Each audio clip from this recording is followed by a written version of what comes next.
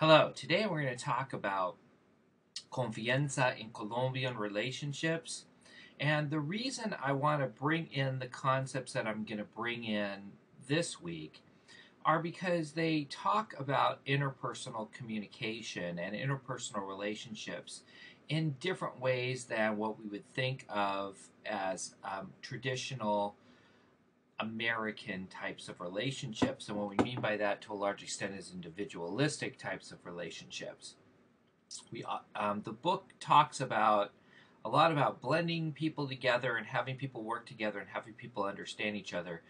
But that doesn't really mean anything until we can actually get a sense of what it might look like to actually function in relationships in another culture and to understand how those distinctly different relationships can be problematic when we want to engage those people, you know, in one-on-one relationships from a different perspective. And I think you're going to get a good understanding of that from the two different presentations that I do this week, because we're going to I'll clearly show you how there are fundamental aspects of relationships in other cultures that would be what we consider to be almost diametrically opposed to the way we view relationships in our country. So this first one is Confianza in Colombian Relationships. It comes from Christine Fitch. She goes by Christine Munoz now. Her 1998 book, Speaking Relationally, Cultural Communication and Interpersonal Connection. Very seminal book in the field of intercultural communication, specifically coming from a ethnography of speech perspective. So what is confianza? In a sense, it's what we consider to be trust or closeness. You have confianza with another person when you have a close relationship with that person. Now, the kind of roots of confianza come with the Spanish colonization. So you had an indigenous culture, you had a Western European nation come in, just like we've been reading about over and over again, right? So the Western European nation comes in, right? They have weapons, they have ways to exert their force on the indigenous population, and as a result, they start establishing a system of laws, right, for governance. Now, those laws had very little meaning for the local population, for the indigenous population. In fact, the indigenous population in many situations looked at what was permitted under the law and what was not permitted under the law, and couldn't really quite justify whether what was permitted under the law was more moral than what was not permitted under the law. So in their sense, the system of laws really were just kind of something that was kind of put over them from an outside force, but it wasn't something that they internalized. Right, so as I said here, the laws were perceived as imposed by the powerful to sustain power over the powerless. And so in a sense, the community looked for ways to subvert these laws. And they subverted these laws through their interpersonal connections. They said, we're not going to work within the larger structure of this colonial powers perception of how our society should function and operate. We're going to work, underneath, kind of in a subvertive way, underneath these larger kind of institutional laws. So they did this through interpersonal connections. Now, these interpersonal connections lead to what we call palanca. And palanca is literally the term, it means a lever. And how palanca works is it's a connection through which someone may achieve a desired end or obtain a scarce resource based on a close connection with another person. So you cultivate these personal connections to be able to improve one's chances for a myriad of things. So it could be to get a job.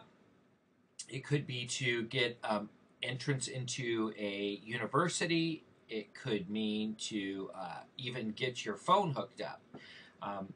People who I know who have gone to other countries,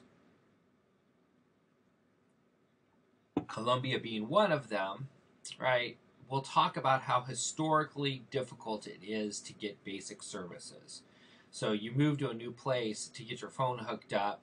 It can be months and months and months before you can get anybody to show up out there. It can get months before people can come and turn on the electricity. It can be very, very difficult to be able to get somebody to provide services for you through normal channels. Of course, those would be the official channels, right? The channels that, in fact, the society works underneath to subvert those official channels. The best way to do it is to know somebody who works at the phone company and let that person know that you're moving. And if that person knows you're moving, they will have their friend at the phone company send somebody out to be able to hook your stuff up. Same thing with regard to a job. In some situations in America, you can think, well, if I'm a qualified person, it can help me if I also have somebody who can give me a good reference or somebody who knows somebody in the company. In Colombia, it's basically, a non-starter if you don't have those connections, regardless of whether or not you are a qualified candidate. That the connections themselves are so powerful that will be how the person gets hired. Similarly, the same thing happens with regards to enrollment in higher education and so forth, and the better forms of K-12 education. Palanca is so strong that you can say that it confuses the line between persuasion and coercion, right? Persuasion means that people have a free choice to make decisions, and what we're trying to do is influence those decisions. Coercion is that the person does not have a free choice to make the decision. So if you're a manager for a company and your supervisor comes and says, I would like you to interview, this person, whether it be a relative, whether it be just a close relation, I would like you to interview this person. That is implicit saying, I want you to hire that person, right? Because of that relationship of confianza. So it becomes very important in that sense, right? It's also so strong that if, in fact, you have confianza with another person, that, in fact, you are expected to be to reciprocate. You're expected to, in fact, provide palanca for that person, no matter what the situation might be. So again, we have this question of, is it actually persuasion or is it actually coercion? Because if I'm not really free to choose, then in fact, I'm coerced to making the decision that the other person wants me to make. Now, here's some thoughts to ponder, right? So, of course, the first question is, how might this complicate relationships with someone from Colombian culture? Think about the fact of how we operate in our kind of American individualist culture and how that might be difficult to work with when somebody who comes from a culture like Colombia who expects that, in fact, if you get a close relationship, that you will be doing these things for that person. Think about if one of these people said, I hear you work at Chick-fil-A. I'd really like to work at Chick-fil-A. And you say, oh, well, yeah, you should go fill out an application. And that person goes and fills out an application knowing that they know you and they're expecting you, in fact, to provide palanca for that person because you're a close relationship, and they're expecting to have a job at Chick-fil-A. And in many other situations, right, where you might be, because you have that relationship, that person expects that relationship is going to lead to a certain result. And in our culture, we don't really think that way, right? We operate from the sense of, well, yeah, you can put me down as a reference. If they ask me, I'll give you a good, but that doesn't have the same power that we're talking about when we're talking about confianza and palanca. The other thing I want to ask you is, are there any similarities between this practice and anything you see in your culture? And many situations now with regards to employment, we've gone to this weird model. The model now in many ways is you fill out an electronic form and you submit the electronic form and it goes out there in the world of computers. The computer is going to read the form, and if there's enough of a match between keywords and other aspects on that resume, let's say, the computer will then put you in a stack, right? An online stack of people that meet the minimum requirements for that position. So you're out there in the ether. Now, it used to be that you would walk into a place and hand them your resume, and then people would actually go and look through the resumes, and they'd read the cover letters, and they'd do that type of stuff, and they'd figure out who they would want to interview.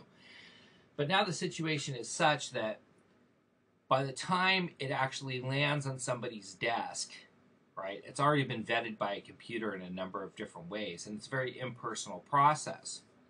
So what we're seeing in American culture is actually, in a sense, a return to the individual reference meaning something. That if you actually have an in, if you know somebody at the company, your application can get put on the top of the pile, or your application has an identity connected to it. Somebody is going to take your information and actually look at it.